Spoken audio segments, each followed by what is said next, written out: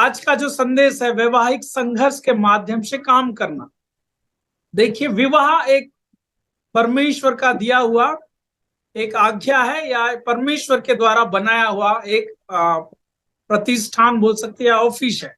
परमेश्वर की ओर से एक प्रावधान है जिसे हर एक लोग, हर एक इंसान इस ओर से होकर गुजरता है। शायद आप बच्चे होंगे, सुन रहे होंगे, जवान होंगे, आज मुझे सुन रहे होंगे, लेकिन एक अवसर आएगा, एक समय आएगा कि एक स्थिति पर इंडिया में जो है लड़की का उम्र कितना है बोलेंगे आप? 18। करेक्ट, 18 साल सरकार ने हमें इजाजत दे दिया। उससे पहले कोई विवाह न करे। 18 साल विवाह का सब्जेक्ट है, तो कल जाके शादी कर रहे, ऐसा नहीं करना, ठीक है। तो शादीशुदा के लिए सरकार ने एक प्रावधान दिया हर एक देश में। उससे नीचे शादी करना क्या है? गुनाह है। लड़का का उम्र कितना होना है? 21 साल का उम्र होना है। 21 साल लड़के का उम्र, और लड़की का उम्र 18 साल सरकार की ओर से। उससे आगे आप बढ़ सकते, कोई बात नहीं। साउथ में अगर आप आएंगे इधर, तो अधिकतर जो विवाहित जोड़े होते हैं, क्या होते हैं, वो बहुत पहले शादी नहीं करते। वो 25, 30, 29, ऐसा बहुत साल। आप फिल्म इंडस्ट्री में देखिए, सलमान खान हो गया, 50 साल पार हो गए, लेकिन शादी नहीं हुआ है अब तक। तो ऐसे कुछ है जो है, बहुत सारे लोग जो है अपने आप को सेलिब्रिटी कहते हैं, सेलिब्रिटी मानते हैं, जो अपना क्या बोलते हैं, सुंदरता को बनाए रखना चाहते हैं, जल्दी शादी नहीं करते हैं। अपना जॉब हो गया, अच्छे खासे पैसे इनकम आ जाए, उसके बाद शादी करेंगे आराम से, कोई जबरदस्ती नहीं। लेकिन मेरे गांव में अगर आप जाएंगे, गांव इलाका में कुछ क्षेत्र में ऐसे है, तो 15-16 साल लड़का जवान होगी, लड़की जवान हो गई, हल्का सा मूछ दाढ़ी आ गया, तो शादी करने का उम्र हो गया, लड़के को जल्दी से शादी कराओ। लोग पूछना शुरू कर देंगे, भैया कब शादी कर रहा है, कब शादी करा रहे हो। लोग ताना मारते कि बेटी बूढ़ी हो गई, बेटा बूढ़ा हो गया, कब शादी कराओगे। लोग ताना मारते, उनकी ना सुने, हम ध्यान से हम देखें और हमारा सही समय ले और शादी करें, ठीक है। मैं ज्यादा वक्त न गंवाते हमारे विषय पर जाएंगे। वैवाहिक संघर्ष के माध्यम से काम करना, कैसे हम वर्किंग थ्रू मैरिटल कॉन्फ्लिक्ट। देखिए, परिचय क्या है? हर शादी के अपने उतार चढ़ाव होते हैं।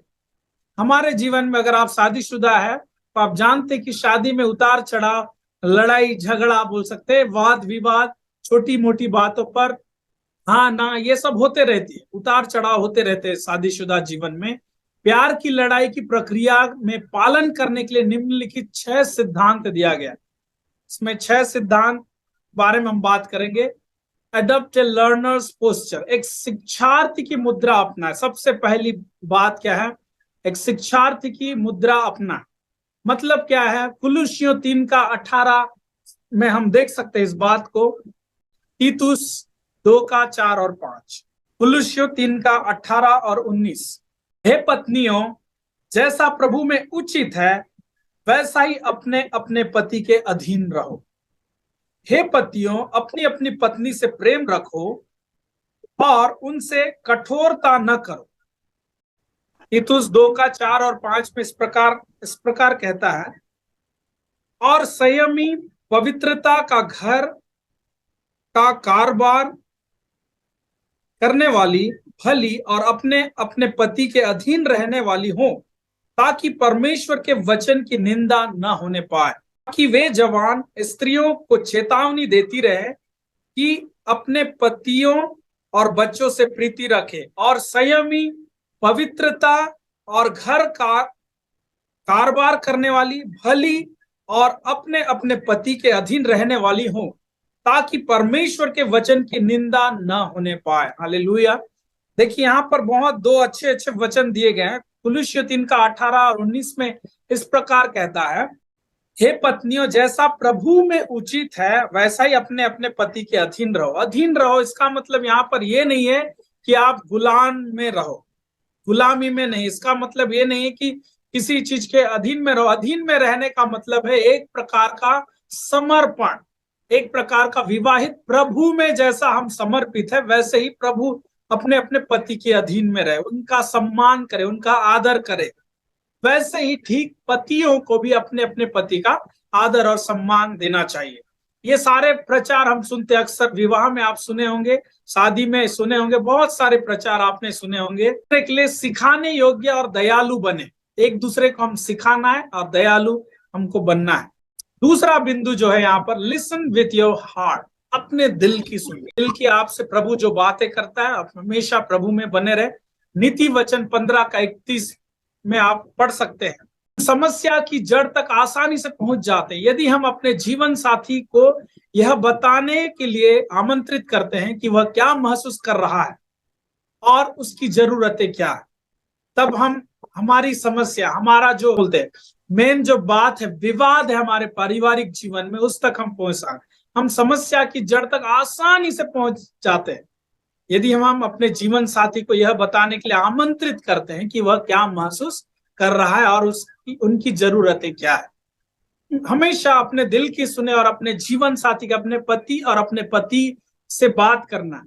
अगर वो नाराज है, चुपचाप है, डायरेक्ट जाकर पूछे, हे जी आपको कोई दिक्कत है जो आप बताना चाहते हैं?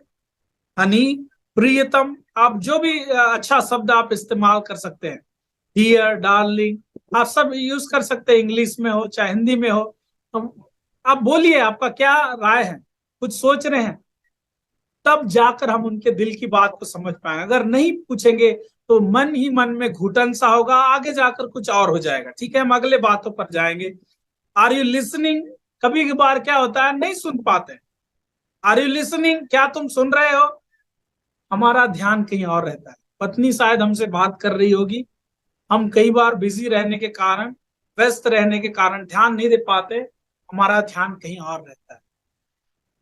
उस वक्त भी समय निकाल कर, सॉरी मैं कहीं काम पर व्यस्त था। अगर उनको दिल को आप चोट नहीं पहुंचाना चाहते अपने पति की, पत्नी का, तो क्या करना है, सॉरी मैं, माफ करना, मैं कहीं और व्यस्त था, कुछ और सोच रहा था, आप कुछ बोल रहे थे। ये एक सही तरीका है बात करने का। नेक्स्ट आगे हम जाएंगे। तीसरा बिंदु, keep your emotions under control, अपनी भावनाओं को नियंत्रण में रखें। अपनी भावना, क्रोध कभी भी किसी विवाद को सुलझाने या हमें बढ़ने में मदद नहीं करेगा।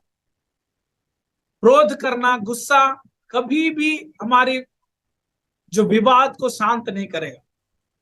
नीति वचन में और कई कई सारे बातों में, जेम्स याकूब 1:20 में आप पढ़ सकते हैं, इफिसियों 4:31 में, नीति वचन 15:1 में, इफिसियों 4:26 में आप लिख कर रख सकते हैं। चौथा, थिंक बिफोर यू स्पीक, बोलने से पहले सोचे। हमेशा जब भी हम बोलते हैं, कुछ ना कुछ बोलने से पहले सोचना है। याकूब 1:19 में इस प्रकार कहता है, उसमें एक उदाहरण आप देख सकते हैं, some of us have our mouths in motion before our minds are in gear।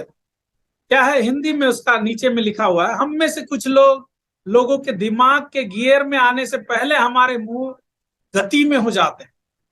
कई बार क्या होता है, हमारे मुंह को हम जब कंट्रोल में नहीं करते हैं तो जो मुंह में आए वो बोल लेते हैं। कई बार सोचने से पहले हमारा गियर चेंज कर लेते हैं, अचानक से जो मुंह में आया वो बोल देते हैं। मुंह है इसलिए नहीं बोलना है, पर सोचना है।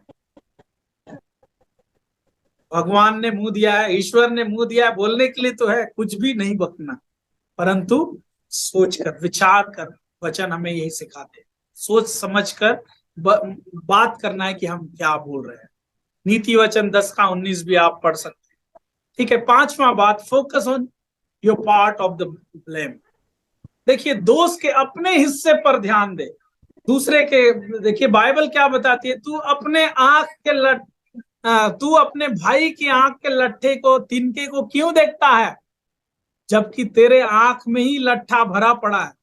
बाइबल वही सिखाते। कई बार हमारे आंख के लट्ठे, हमारे आंख में जो कचड़ा है, बाहर में लटका होगा लट्ठा, निकाल तेरा गंदगी आंख से। दूसरे पर उंगली उठाने, जैसे मैं उंगली उठा रहा हूं ना, एक उंगली बोलते हैं ना, ये कॉमन डायलॉग है, सबको पता है ना। जैसा मैं आप पर उंगली दिखा रहा हूं, 3 उंगली मेरी ओर भी दिखा रही। तो क्या है, हम दूसरे पर अचानक से दोष लें। दोस्त के अपने हिस्से पर ध्यान दे, मेरा भाग क्या है, मैं किस लिए दोष लगा रहा हूं, मेरा गलती क्या है। सबसे पहले दूसरों को दोष देना आमतौर पर कम आत्मसम्मान से उपजा होता है। देखिए, दूसरों को दोष देना क्या होता है? आमतौर पर कम आत्मसम्मान से उपजा होता है वो पाप। मत्ती 7:3 से 5 में आप पढ़ सकते हैं। अगर हम अपने रिश्ते को मजबूत करने के बारे में गंभीर हैं, तो हमें खुद से पूछना चाहिए कि हमने संघर्ष को भड़काने के लिए क्या किया है। सोचने वाली बात है। ठीक है, आगे जाएंगे, मेरे पास बहुत सारी बात है बताने के लिए। कीप शॉर्ट अकाउंट, लघु खाते रखे, छोटी। 1 कुरिन्थियों 13:5। अपनी गलती को स्वीकार करने के लिए और अधिक तत्पर से तैयार रहे। अपने साथी को क्षमा मांगे, गले लगाए और खुशी से आगे बढ़े। Hallelujah, hallelujah. बहुत best way to resolve conflict. बहुत अच्छा, उत्तम साधन है कि हमारी संघर्ष को हम क्या करें, निपटारा करें आसानी से। क्या करना है? अपनी गलती को स्वीकार करें। हाँ, मैंने गलत किया। चाहे आप सुनने वाले जवान होंगे, भाई होंगे, माता पिता से, किसी से भी गलती होगा, एक आसान तरीका है, सॉरी मैंने गलती किया। आसान, अपनी गलती को स्वीकार करने के लिए अधिक तत्पर से तैयार हो जाए। सिर्फ स्वीकार, सॉरी गलती किया, ऐसे नहीं चले जाना। उसको हाथ मिलाए, गले मिलाए, समझा, अपने साथी को क्षमा मांगे, गले लगा और खुशी से आगे बढ़े। हालेलुया। अगला निष्कर्ष इसका क्या है? अपने विवाह में मसीह का रवैया रखें, जिसमें आप अपने जीवन साथी की जरूरतों को अपनी जरूरतों से आगे रखते हैं। फिलिपियों 2:3 और 5 आप पढ़ सकते हैं। Stick your pride on the big burner and let your love burn bright. देखिए, यहाँ हिंदी में क्या बताता है? अपने अभिमान को ठंडे बस्ते में, क्या बैक बर्नर मतलब है ठंडे बस्ते में, ठंडे चीजों पर रखे और अपने प्यार को उज्जवल जलने दे।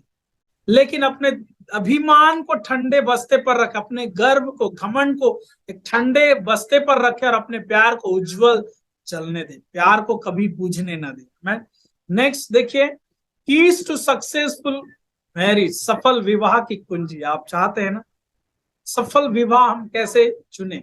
सफल विवाह का कुंजी क्या है? विवाह एक सुंदर ईश्वर प्रदत्त उपहार है। हालेलुया। उपहार मतलब गिफ्ट है, वरदान है। हम सभी को गिफ्ट पसंद है ना? अगर आपको, तो हमको सभी को पसंद है उपहार प्राप्त करना। ये भी एक विवाह क्या है? जबरदस्ती नहीं है, किसी का बहकावे में नहीं, ये किसी का भार नहीं है।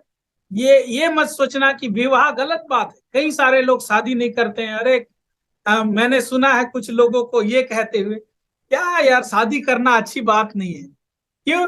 देखो, पत्नी किसी या एक अच्छी सीधी सादी लड़की, एक अच्छी बाप की बेटी अपने घर में ऐशो आराम से खा रही है, मजे में रह रही है, उसको शादी करके लाकर यहाँ सजा क्यों देना है?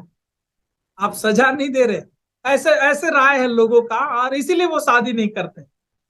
अच्छे खासे ऐशो आराम से घर में जी रही अपने बाप के घर में, उसको शादी करके लाके क्यों सजा देना है? उसको जीने दो, दूसरे की जिंदगी क्यों बर्बाद कर? ऐसा ऐसा सोच रखते हैं और शादी नहीं करते। देखिए, विवाह अगर आपसे, और उसके बाद ताड़ते रहते हैं दूसरे लेडीज को, यहां से लेके इधर तक छोड़ना, उधर से लेके उधर तक छोड़ना, ऐसे भी है। जवान लड़कियों को देखकर ताड़ना, सुंदर लड़कियों के गलत धारणा आएंगे, विचार आएंगे, बहुत सारे प्रलोभन आएंगे।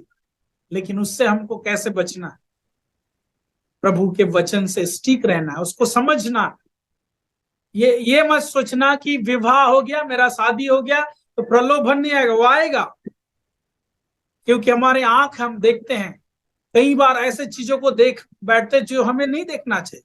ऐसे चीजों को हम सुनते हैं जिसे हमें नहीं सुनना चाहिए। ऐसे चीजों को बोलते हैं जिसे हमें नहीं बोलना चाहिए। गांधी जी के 3 बंदर नहीं है, ये बिब्लिकल थॉट्स है। ठीक है, बाइबल के आधार पर है हर एक बात है। महात्मा गांधी भी बाइबल पढ़ते थे और उनके हर एक विचार बाइबल में से लिए गए थे, अधिकतर थॉट्स। तो मेरा कहने का मतलब क्या है? हमें प्रभु से स्टिक रहना। विवाह एक सुंदर ईश्वर प्रदत्त उपहार है, ये वरदान है। इसको प्राप्त करने के लिए प्रार्थना करें। मेरी मेंटर आंटी थी, मिसेस मैरलिन अजैन। बचपन से, जब मैं 10th क्लास में था, तब से मुझे सिखाते थे, बेटा अभी आप जवान हो रहे हैं। जवानी में क्या होता है? अक्सर पाप होता है। जो हमारे आंखों की अभिलाषा, जीविका का घमंड है ना, तो ऐसी बहुत सारी बातें हमारे जीवन में होती है। तो जब किसी सुंदर लड़की को देखो तो मन में भावना उत्पन्न होगी होगी, नो प्रॉब्लम, कोई बात नहीं। लेकिन अगर उसको लेकर मन में बिठाए, उसके बारे में कल्पना कर कर सोचते रहे, वो पाप है। ध्यान से सोचिए, देखने से विचार आएंगे, लेकिन उसको वापस दिल में बिठा लेना और उसके बारे में मनन करना बहुत बड़ी मिस्टेक है, पाप है। विचार आएंगी, परंतु तुरंत उसी वक्त एक चुटकी में प्रार्थना करना है, प्रभु ये मेरे विचार में गंदे भावना है, यीशु के नाम में दूर हो जा। वो मेरी बहन है, वो मेरी माँ है, वो मेरा भाई है, वो मेरा ब्रदर है, अंकल है, आंटी है। जब आप ऐसे विचार रखेंगे तो तुरंत वो थॉट्स, वो विचार दूर हो जाएगा यीशु के नाम में। हालेलुया। कितने लोग सहमत है? हाथ उठा सकते हैं। आप ऐसा करके देखो। अगर आपसे ऐसा नहीं हो रहा है, आप जवान भाई है, बहन है, अगर आपसे कंट्रोल नहीं हो रहा है किसी बात पर, तो आप प्रार्थना करके ऐसा चलन करके देखिए। मैंने ऐसा अनुभव किया है, इसलिए मैं मेरे अनुभव के साथ बोल रहा हूं। जब मैं प्रार्थना करना शुरू कर दिया, तो मैंने एक अद्भुत भेदन को, एक ब्रेक थ्रू को मेरे जीवन में मैंने पाया। और मैं 10वीं कक्षा से मेरी जीवन साथी के लिए मैं प्रार्थना कर रहा था, 10th क्लास से। आप उस समय कोई, शायद आप में से कुछ होंगे जो प्रार्थना कर रहे हो।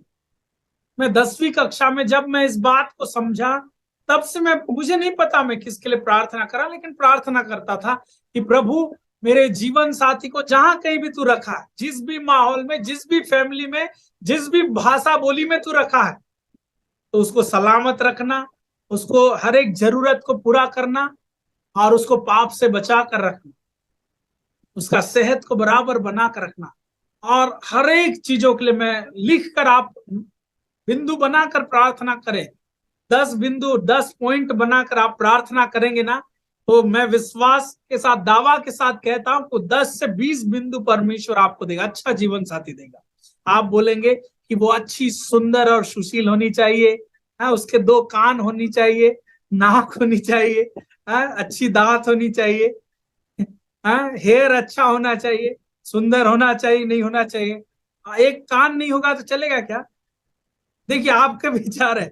आप प्रार्थना करना है, अच्छे कान, अच्छे सुंदर, अच्छे प्रार्थना करने वाली होनी चाहिए, मम्मी पापा का आदर सत्कार करने वाले, अच्छे वस्त्र पहनने वाली होनी चाहिए, है? और अच्छे प्रचार करने वाली होनी चाहिए, अच्छे गीत गाने वाली होनी चाहिए। आप प्रार्थना करें, अच्छी गाने वाली, बजाने वाली, आराधना करने वाली कैसी होनी चाहिए, आप बिंदु रखे, प्रार्थना करें। 10 पॉइंट आपने लिखा ना, तो मैं दावा करता हूं कि परमेश्वर 10 से ऊपर देगा। 20 बिंदु वाली, 20 पॉइंट, 20 खूबियां उसके अंदर परमेश्वर डाल देगा। हालेलुया। ये प्रभु का जरिया है। प्रार्थना करें लगातार। हालेलुया। तो क्या है? विवाह क्या है? एक उपहार है। इसके लिए आप प्रार्थना करें, अपने जीवन साथी के लिए प्रार्थना करें। ठीक है। उत्पत्ति 2 का 18, 20 से 25, मत्ती 19 का 4 से 6 इस बात को दावा करते कि परमेश्वर ने विवाह की जोड़ी को, बंधन को बनाया। ठीक है। इसलिए पुरुष क्या है? इसीलिए पुरुष क्या है? माता पिता को छोड़कर पत्नी के संग एक हो जाए, एक तन होने के लिए, एक म्यूचुअल अंडरस्टैंडिंग, एक तन होने के लिए बात कर रहा है। उससे पहले, शादी से पहले एक तन होना या सेक्सुअल रिलेशनशिप में, यौन संबंध में बंधना पाप है। शादी से पहले यौन संबंध बनाना, किसी प्रकार की इरोटिक, किसी प्रकार की कामुकता का व्यवहार करना पाप है। बाइबल यही सिखाती है। शादी के बंधन में बंधने के बाद शादी से बाहर विवाह का जो रिलेशन है वो पाप है, लेकिन शादी के अंदर परमेश्वर ने आज्ञा दिया है। शादी के अंदर यौन संबंध, सेक्सुअल रिलेशनशिप, शादी के अंदर ब्यूटी है, सुंदरता है, उसका बखान कोई नहीं कर सकता, बहुत सुंदर है। विवाह के अंदर, विवाह के बाहर है पाप है। पाप को हम नाप तोल नहीं कर सकते, पाप पाप होता है। ठीक है। अफसोस की बात है कि हम ऐसे समय में जी रहे हैं जिसमें शादी के रिश्ते को अक्सर बिना किसी सम्मान के एक अस्थायी व्यवस्था के रूप में देखा जाता है। वही चीज मैं बता रहा था आपको। There are 3 keys to successful marriage. एक सफल विवाह की 3 कुंजियां, जल्दी 3 चाबियों के बारे में, कुंजियों के बारे में हम देखेंगे। पहली बात देखिए, विवाह मसीह केंद्रित होना चाहिए। आप स्क्रीनशॉट ले सकते हैं या तो फिर आप लिख सकते हैं। विवाह मसीह केंद्रित होना चाहिए। Marriage must be Christ centred. Hallelujah. विवाह का संबंध मसीह के अपने दुल्हन चर्च के साथ संबंध के समान है। इफिसियों 5 का 22 से 27 तक आप देख सकते हैं इसके बारे में। इफिसियों की पत्री 5 का 22 से 27 वचन तक आप देख सकते हैं। उसमें इन बातों को बताया गया। सबमिशन, अधीनता में रहना, हमने पढ़ा भी, ठीक है, अधीनता में रहना। सेल्फलेसनेस, निस्वार्थता, हिंदी में बोलते निस्वार्थता। एक पहला बात है अधीनता में रहना है, हमें एक दूसरे के अधीन में बताया था। निस्वार्थ था, अपने स्वार्थ के लिए, सेल्फिश के लिए काम नहीं करना, परंतु दूसरे की खुद गर्ज नहीं बनना है, दूसरे के बारे में भी सोचना है, अपने पार्टनर, अपने जीवन साथी के बारे में भी हमें सोचना है।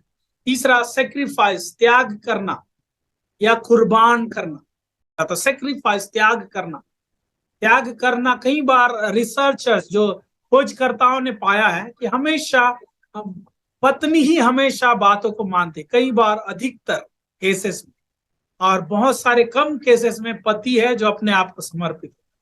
पति हमेशा ये सोचता है मैं इंडियन हूं, मर्द को दर्द नहीं होता, मर्दांगनी दिखाना चाहते, किसके ऊपर? पति के ऊपर। बाइबल बताती है मर्दांगनी न दिखाए। अगर आप पुरुष हैं, इसलिए स्त्रियों को कमजोर पात्र जानकर उनके साथ बर्ताव न करें।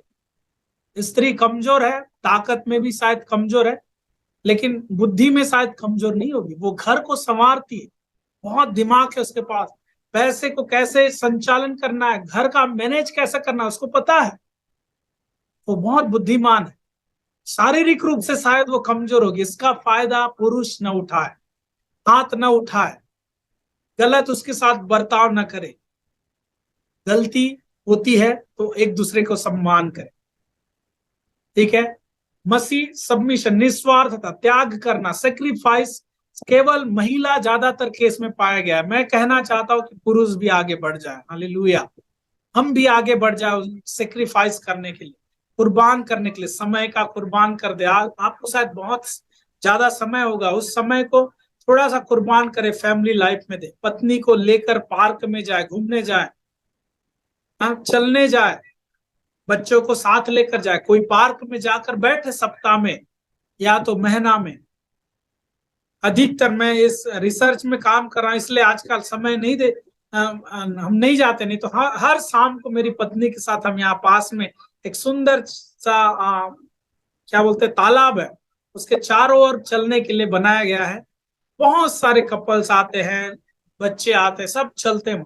सुंदर वातावरण, हवा आती है, हम वहां पर साथ में चलते हैं, हमारी कसरत भी हो जाता है और साथ में एक दूसरे की हम बात करते हैं, एक दूसरे को समझते हैं, उससे प्यार बढ़ता है, रिश्ता बढ़ता है। हालेलुया। समय ले, आप शायद बहुत व्यस्त होंगे, लेकिन सुबह होगा या तो सुबह समय नहीं मिल रहा होगा, क्योंकि हम रात भर असाइनमेंट लिखते हैं, काम करते हैं, पढ़ाई करते हैं, रात को 12-1 बजे 2 बजे सोते हैं, सुबह जल्दी उठना मुश्किल होगा हमारे लिए, इसलिए हम सुबह नहीं कर पाते। कभी कभी सुबह गए कुछ समय, लेकिन मुश्किल है, इसलिए शाम को हमें अच्छा समय मिलता है। शाम को हम जाते हैं पार्क में, जो भी है टहलते, समय लेते हैं। मेरी पारिवारिक जीवन में मैं बता रहा हूँ, अगर मेरा 10 या 11 साल हो गया मेरा शादी का, ठीक है, तो उस बेस पर मेरा कुछ अनुभव भी है और मेरा कुछ रिसर्च भी है, कुछ विद्वान लोगों का रिसर्च भी किया है, और मेरा रिसर्च भी, मेरा फैमिली लाइफ में भी मैं बात कर, तो एक दूसरे की हम सह। सैंक्टिफिकेशन, अगला बात है शुद्धिकरण, अपने आप को शुद्धिकरण करें। अगर कोई गलत बात है, सैंक्टिफाई करें, शुद्धिकरण करें, उसका प्रार्थना पूर्वक। मसीह केंद्र बिंदु होना चाहिए, मसीह के आगे, मसीह हमारा केंद्र, हमारा एम और लक्ष्य यीशु मसीह होना चाहिए। एक मसीह केंद्रित घर को बनाए रखने के लिए एक अर्थपूर्ण प्रार्थना जीवन आवश्यक है। ध्यान से, और एक बार, एक मसीह केंद्रित घर को बनाए रखने के लिए एक अर्थपूर्ण प्रार्थना जीवन आवश्यक है। हमारी प्रार्थना जीवन अर्थपूर्ण होना है, कुछ मीनिंग लाना है हमारे प्रार्थना। जो परिवार एक साथ प्रार्थना करता है वह एक साथ रहता भी है। कई सारे परिवार एक साथ प्रार्थना नहीं करते हैं, तो शायद वो इधर होगा, वो उधर होगा, सब अलग अलग जगह पर होंगे, स्केटर्ड हो गए होंगे। कई सारे सेवकाई करने वाले परिवार को भी देखा गया, कई सारे रिसर्च सेवा में होंगे, मसीह परिवार है, सब अलग अलग। खाने का टाइम में भी अलग अलग हो जाता है, पत्नी का खाने का टाइम अलग, बेटा का खाने का टाइम, बेटी का खाने का टाइम, पति पत्नी सबका खाने का टाइम अलग, एक साथ नहीं खा, एक साथ बेटा, जवान बेटा होगा, बेटी घूमने गए होंगे, सब खाने के बाद में आकर खाए। खाने का टाइम टेबल, प्रार्थना का सही समय होना, प्रार्थना करे उसके बाद खाए, एक संगति हुआ, ठीक, उसके बाद मेल फेलोशिप भी होगी। ठीक है, अगली बातों पर हम जाएंगे, एक मिनट। दूसरा तिमोथी 3:16 और 17 आप उसको नोट कर सकते हैं। अगला दूसरा बात, विवाह में एक प्रतिबद्ध प्रेम होना चाहिए। Marriages must have a committed love. ठीक है, शादी क्या है, विवाह में एक प्रतिबद्ध प्रेम होना चाहिए, आपस में प्रेम। बाइबल देखिए, ये परमेश्वर का जो कलाम है, बाइबल है, पूरा प्रेम पत्र है। लोग बोलते हैं this is the love letter of God, कई विद्वान लोग, परमेश्वर का प्रेम पत्र, ऑफ कोर्स प्रेम पत्र है, पूरा प्रेम से भरा हुआ है। आप प्रेम का कोई वचन बोलने से आप तुरंत बोले यूना 3:16, करेक्ट, सबको याद है, क्योंकि परमेश्वर ने जगत से ऐसा प्रेम रखा कि उसने अपना एक लौता पुत्र दे दिया, ताकि जो कोई उस पर विश्वास करे वह नाश न हो परंतु अनंत जीवन। क्योंकि परमेश्वर से ने संसार से ऐसा प्रेम रखा, पूरे दुनिया से, एक व्यक्ति से नहीं, ईसाई लोग से नहीं, हिंदू लोग से नहीं, मुस्लिम लोग से नहीं, कोई जाति धर्म, काले लोग से नहीं, गोरे लोग से नहीं, कोई जाति धर्म भेदभाव नहीं करता परमेश्वर, सारे संसार के लिए, हालेलुया, सारे दुनिया से उसने प्रेम किया। ये बाइबल का सिद्धांत प्रेम पर क्या है, प्रदर्शित है, या ये ठहरा हुआ, प्रेम की खातिर परमेश्वर अपना इकलौता पुत्र को दिया। ठीक है, आपके दाम्पत्य जीवन में कठिनाइयां और दिल दहलाने वाला समय आएगा। देखिए पहला पॉइंट, आपके दाम्पत्य जीवन में कठिनाइयां और दिल दहलाने वाला समय आएगा। मेरा उदाहरण दे दूं, पिछले साल मैंने पास्टर जी का, आपके मीटिंग में मैं जुड़ा हुआ था, और अचानक से मुझे मीटिंग से बाहर जाना पड़ा, और उस वक्त मेरा बेटा अंतिम सांस ले रहा था, और हमने हमारे बेटे को खोया, इस दुनिया से हमने खोया। विश्वास है वो प्रभु के पास है, प्रभु ने दिया था 7 साल का बेटा, 7 साल का बेटे को हमने खोया, एक लौता बेटा, और दूसरा बच्चा हम अभी तक प्लान नहीं किए है दूसरे संतान के लिए। हम उस दुख से अभी तक पूरा खत्म नहीं हुआ है बोल सकते एक तरह से, लेकिन प्रार्थना करें, लेकिन हम विश्वास में मजबूत हैं। प्रभु, हम दोनों बात करते, प्रभु ने जो दिया प्रभु ने लिया, एक सही समय पर स्पेशल चाइल्ड था। ये एक कठिन दिल दहलाने वाला समय था हमारे लिए, मेरी खास तौर से मेरी पत्नी के लिए। वो 9 महीने कोख में रखने के बाद मुश्किल से, हम पतियों को समझ में नहीं आएगा, हमें समझ में नहीं आएगा वो दर्द किस माहौल से वो गुजरती है। इस बात के लिए पत्नियों को हम सराहना देना, हमेशा उनका सम्मान करें, आदर दें। 9 महीने कोख पर बच्चे को रखना और जन्म देना एक पीड़ा के साथ, और उसके बाद 7 साल के बाद वो बच्चा खत्म हो गया। बहुत कठिन था पत्नी के लिए समझाना वचन से।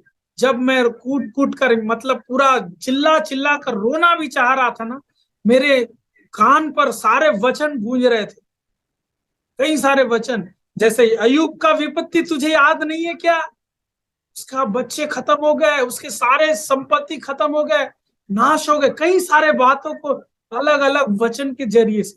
और कुछ मिशनरी पास्टर्स आए और उसने बोले, भागी भाई आप सेवकाई में, आप पास्टर है, आप मिनिस्ट्री फील्ड में है, 1400-1500 किलोमीटर मेरे घर से मैं दूसरे राज्य में सेवा कर रहा हूं, वहां दूर दूर तक मेरे कोई लोग नहीं, अपने लोग नहीं। उस वक्त ये एक व्यक्ति ने मुझे याद दिलाया, एक पास्टर ने, कि भागी भाई मुझे याद आ रहा है कि आपका जो स्थिति को देखकर मुझे विलियम कैरी का याद आ रहा है। विलियम कैरी की स्टोरी आपको पता है, उसकी पत्नी पागल है, उसकी पत्नी खत्म हो गई, 3 शादी लगातार, उसके बच्चे खत्म हो गए, पीड़ा आ गई, बहुत सारी समस्याओं का सामना किया, इंग्लैंड से आकर हमारे देश में सेवकाई किया। उसके बारे में आपको पता है, एक जूता बनाने वाला जूते का काम करते करते हमारे देश के लिए वो प्रार्थना करता था, भारत का नक्शा सामने रखता था उसका छोटे से जूता का दुकान में, और वो हमारे देश के लिए प्रार्थना करता था और कहता था, प्रभु इस देश का तू उद्धार कर। वो मैं जाऊंगा कभी प्रार्थना नहीं किया, क्या करता था वो बोझ के साथ क्या कर रहा था, हमारे देश के लिए प्रार्थना कर रहा था। इस देश इकट्ठा वो हमारे देश के लिए प्रार्थना कर रहा था। एट लास्ट में परमेश्वर ने बोला, बेटा जिस देश के लिए तू बोझ के साथ प्रार्थना कर रहा है उसके लिए मैं तुझे भेज। हालेलुया। उसने मिशनरी संस्था के साथ नाव पर चढ़ा, व्यापार का नाव में, और व्यापार के लिए इस देश में आ गया और इस देश में सेवा करना शुरू कर दिया। लगभग 40 भारतीय भाषा में उसने अध्ययन किया और इस बाइबल का उसने ट्रांसलेशन किया। हालेलुया।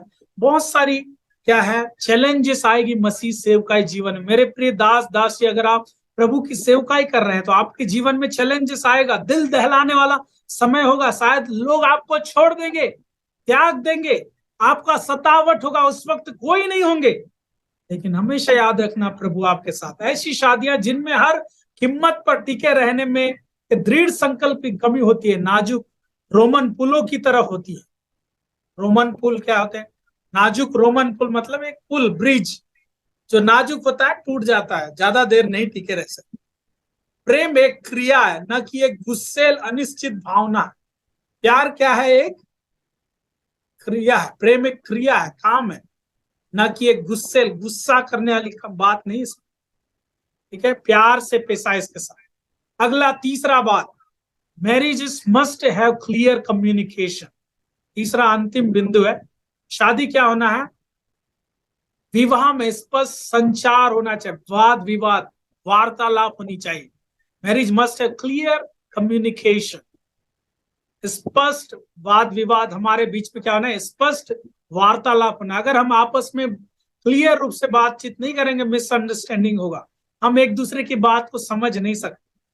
वो ये ऐसा करके निकल लेते हैं ना, कभी कभी हम जब गुस्से होते हैं, ना ना ना ना ना, ऐसा करके निकल लेते हैं। क्या बोला? अरे क्या बोला बेटा, क्या बोला आपके पापा ने, याद है? बेटी क्या बोले आपके पापा? कुछ बोल रहे थे, पता नहीं मम्मी, कुछ बड़बड़ा कर निकल गए। गलत फहमी हो सकती है, शायद गुस्सा में होंगे, पता नहीं, ऐसा बातें होती है घर में। तो क्या करना है हमको?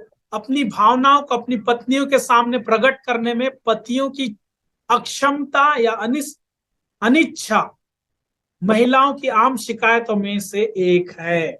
हमेशा महिला इस बात पर शिकायत करती, मेरा पति पूरा बात बोलता भी नहीं, मुझे बात भी नहीं करता है, कहीं आम शिकायत है। ठीक है, ये सब रिसर्च है।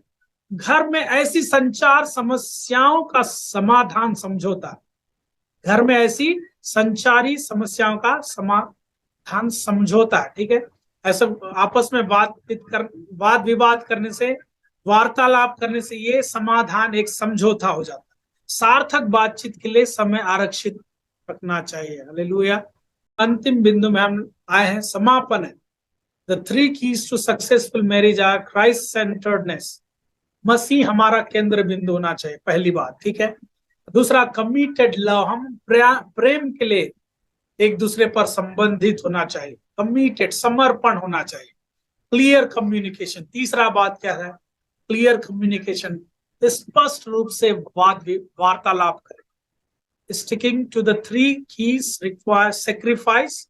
ये तीनों बात, 3 चाबियों जो सफल पूर्वक विवाह जीवन की 3 चाबियों क्या है?